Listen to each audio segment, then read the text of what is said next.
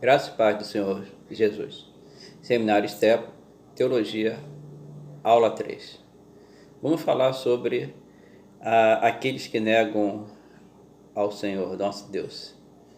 O ateísmo é a negação absoluta de Deus, visto que são os ateus que se opõem às convicções mais profundas e fundamentais da raça humana. A responsabilidade, então, de provar a não existência de Deus recai sobre os ateus, sobre eles, né? Por quê? Porque somente Deus, cuja existência o ateu nega, teria a capacidade de provar que Deus, ele próprio, não existe.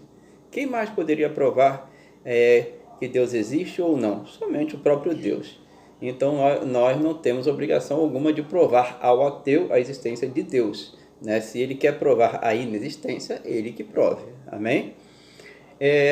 Certa vez alguém perguntou assim: quem criou Deus?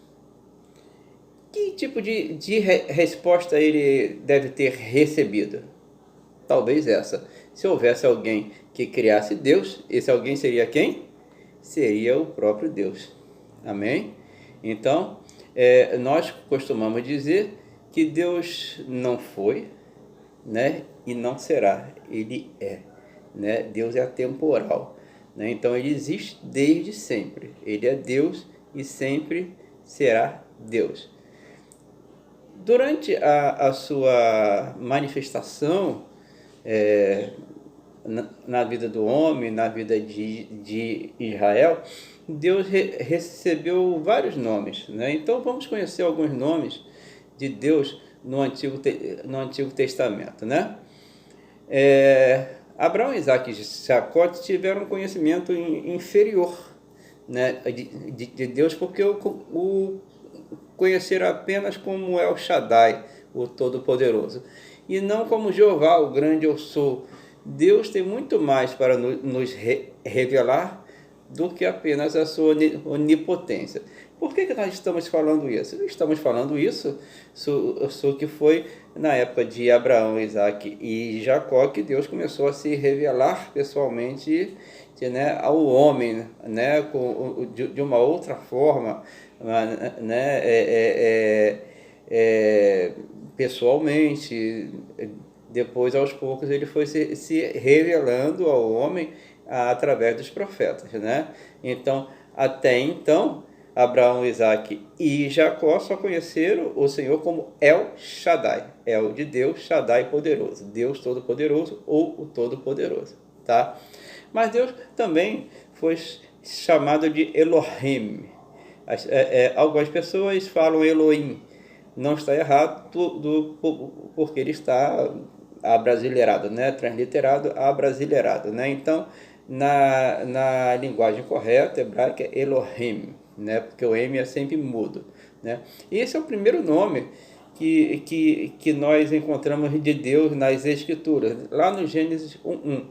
E aqui o nome encontra-se em sua forma plural, mas o verbo continua no singular, indicando a pluralidade das pessoas na unidade do si. O que isso quer dizer? El, Deus. In é o plural, né, de Deus. Né? Então, este nome indica a pluralidade de Deus. Podemos dizer assim que ele fala, né, ele dá a ideia da Trindade, Deus Pai, Deus Filho, Deus Espírito Santo. Amém? Então, Elohim. Um outro nome que nós conhecemos bastante, ouvimos muito falar, né, e até falamos bastante, é o nome até de uma rádio conhecida, é El Shaddai. El Shaddai, esse nome ele é composto, né, também, El e mais Shaddai. E é traduzido como o Deus Todo-Poderoso, né?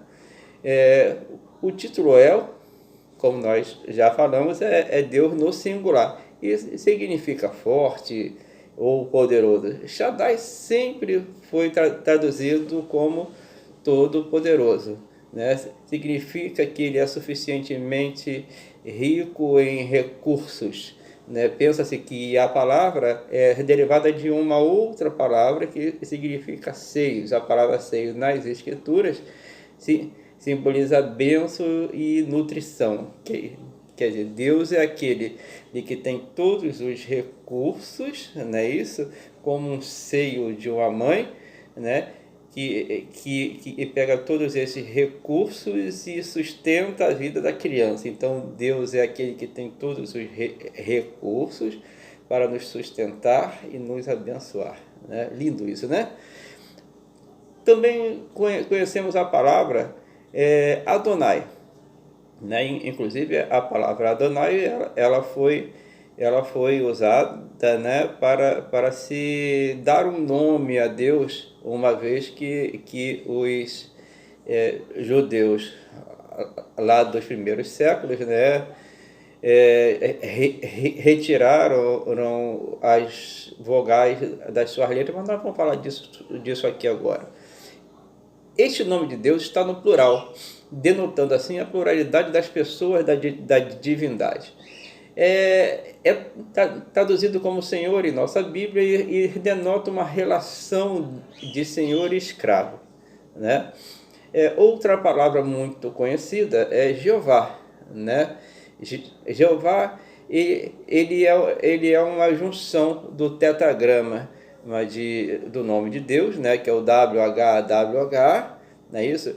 Que é originário do nome verdadeiro de Deus, que somente os primeiros hebreus conheciam, e eles, com receio de falar o nome de Deus em vão, eles retiraram as suas vogais. Né? Na Septuaginta, o que aconteceu? Quando Alexandre o Grande juntou sábios, né? 70 sábios judeus, hebreus, né? E 70 sábios gregos para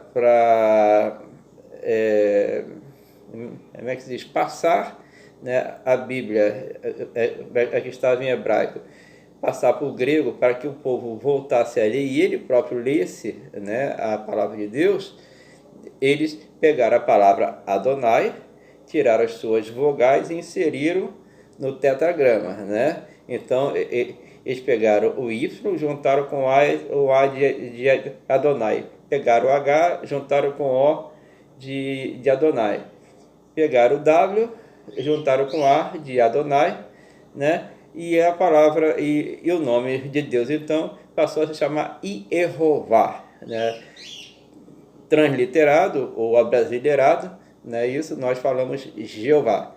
Jeová ou Yehová é o nome que nós praticamente mais conhecemos de Deus, né? Alguns até chamam-no de Yahvé, o que seria uma outra pronúncia, simplesmente isso, né? Mas o significado deste nome é aquele que sempre foi, sempre é e sempre será. Eu sou, né? Temos assim traduzido em Apocalipse 1:4, que diz assim: daquele que é e que era e que há de vir. O nome Jeová muitas vezes é usado de modo composto, com outros nomes, para apresentar o verdadeiro nome de Deus em algum aspecto de seu caráter, satisfazendo as necessidades do seu povo, ou devido a alguma coisa, a algum evento extraordinário, algum grande milagre que tenha acontecido. Eu vou dar alguns exemplos. Por exemplo, Jeová Rosenu. Jeová Rosenu quer dizer Jeová, nosso Criador. Está em Salmos 95:6. Jeová Jireh. Nós conhecemos, né?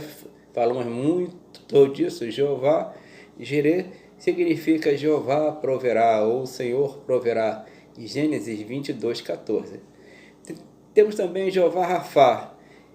Jeová que te cura, ou Deus que te cura, em Êxodo 15:26.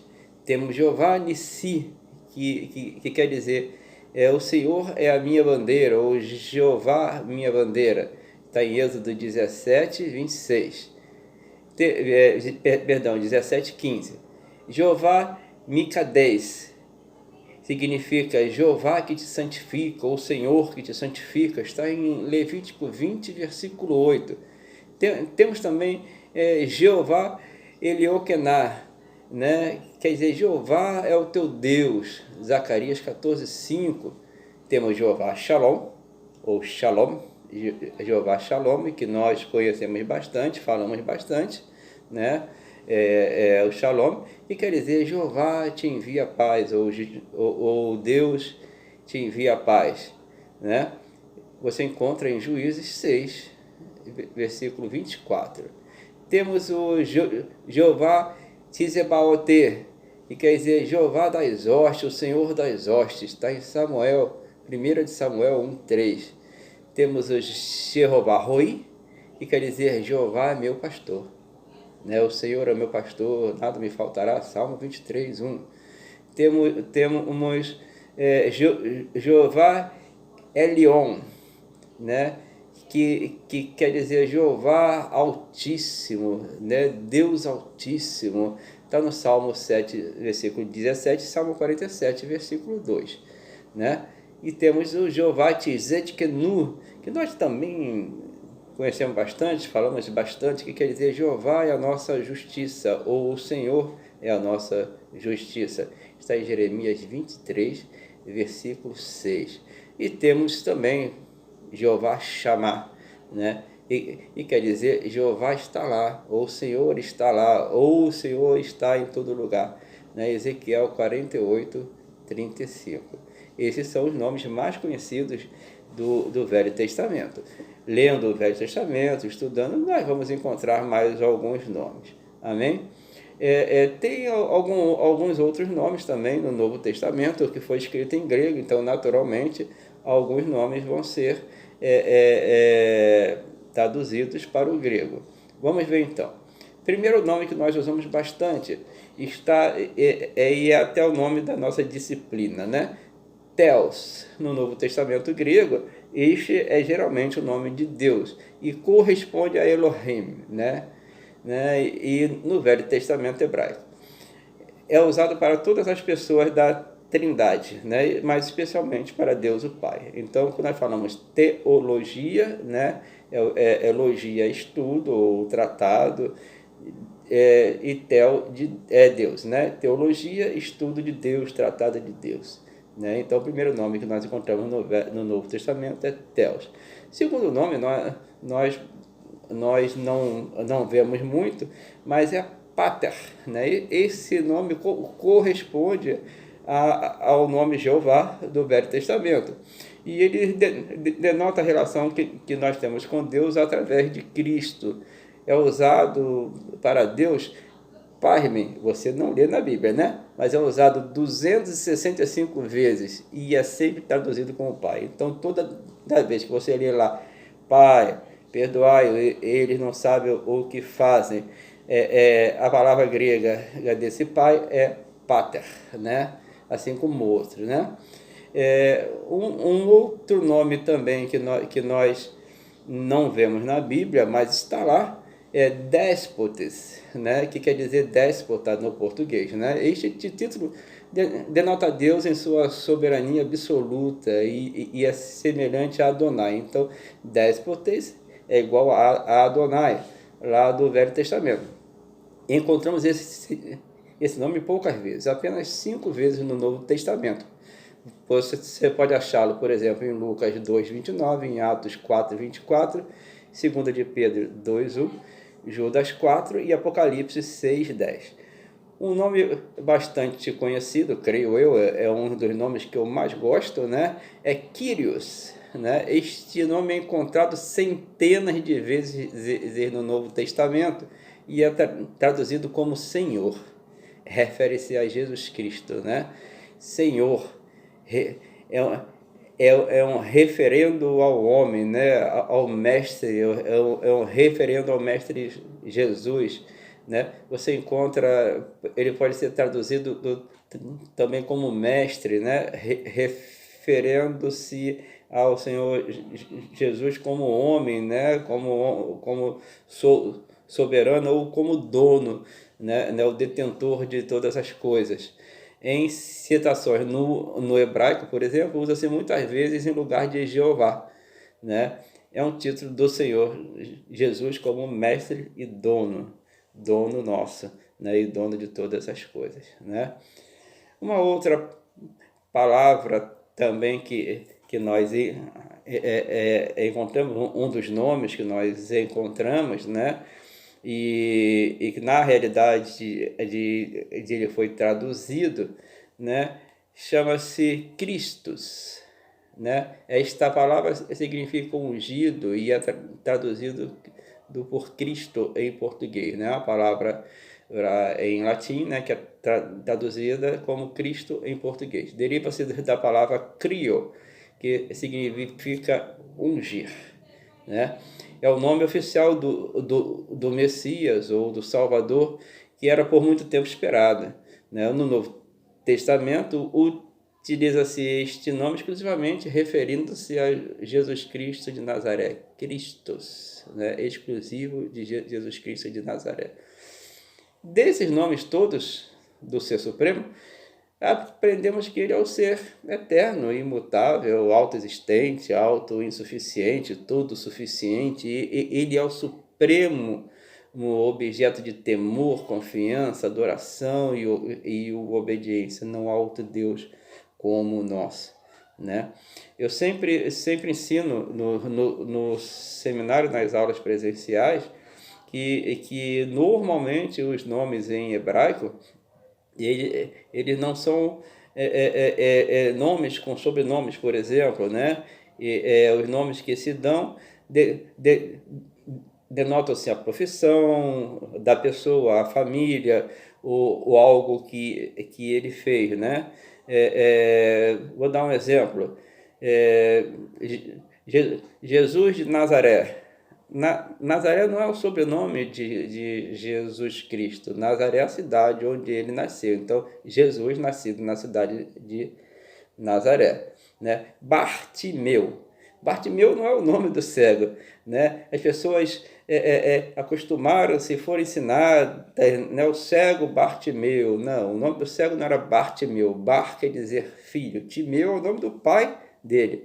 Então, Bartimeu quer dizer filho de Timeu. O cego, filho de Timeu, né?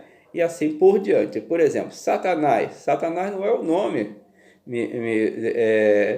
do inimigo de nossas almas. A Bíblia não diz o nome dele, só o chama de querubim ungido, não é isso? Então, todas as outras denominações que existem para ele, diabo, Satanás, né? Todas essas denominações querem dizer ao que ele é: enganador, opositor, maléfico, né? Assim como no nosso Nordeste eles chamam de capiroto e essas coisas assim, não é isso? Não é o nome dele, mas é o que ele é, não é isso? Enganador, é o opositor. Então o diabo não tem nome, né? O diabo é referente ao que ele faz, amém? Assim também é com os nomes de Deus, né? Jeová dizer que o Senhor nosso Deus é a nossa justiça, né? E assim por diante. Vamos falar um pouquinho sobre os decretos de Deus, não é isso? Existe uma doutrina que é a doutrina dos decretos de Deus. E essa doutrina parte do princípio de que Deus não inventa seus planos ao longo da história. Ele não vai escrevendo a história do homem como uma novela, não é isso?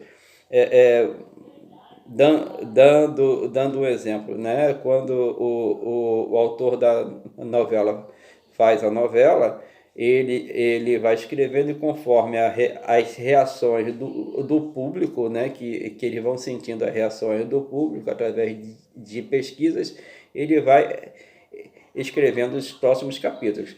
Com Deus não é assim. Tudo o que Deus decretou, ele já decretou antes dos tempos, não é isso? E esse decreto vai até o final dos tempos, porque ele não volta atrás naquilo que ele decretou.